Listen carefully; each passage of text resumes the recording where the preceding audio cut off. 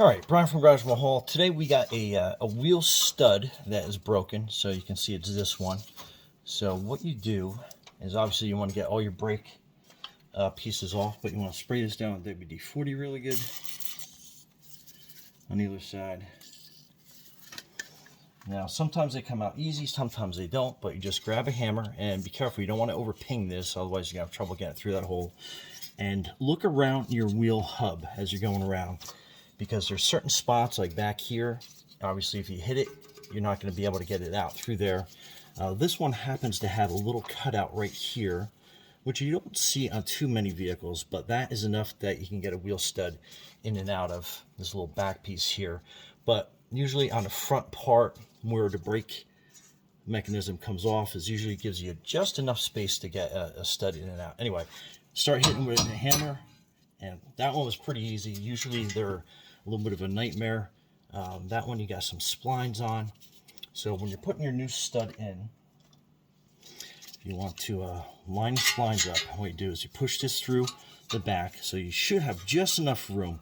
If you don't, sometimes you can grind just the side of this off to get it in there.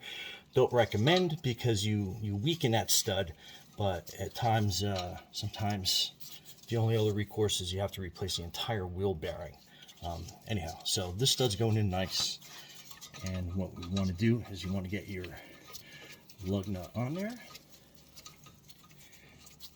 And then this is something that you typically want to do by hand.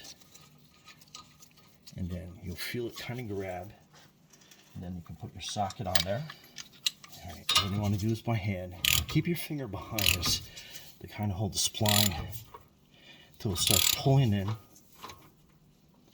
And then sometimes if this hub's moving around, you get a crowbar that you can put in here to kind of hold this against your torque. And then you're just letting it pull itself in.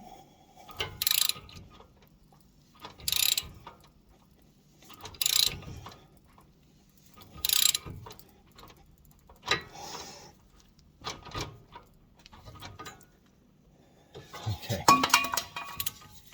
And then what we'll do is we'll get that loose.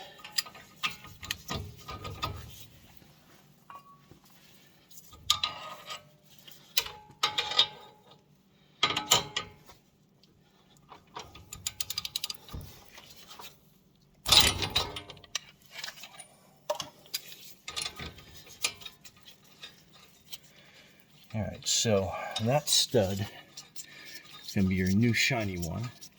So when you put this lug on over the rotor and the wheel, you want to make sure that you do this one by hand and torque it to spec, and you'll feel it pull itself in. But you definitely want to keep an eye on this one, because you don't want to put an air wrench on this initially when you're putting the wheel set back together, just because you don't have all the splines in here, and you want that to kind of feed itself in. And then after you get some rain, some rust built up on there, then that will hold that wheel stud in place. But anyway, Brian from Garage Mahal, thanks for watching, and be safe out there.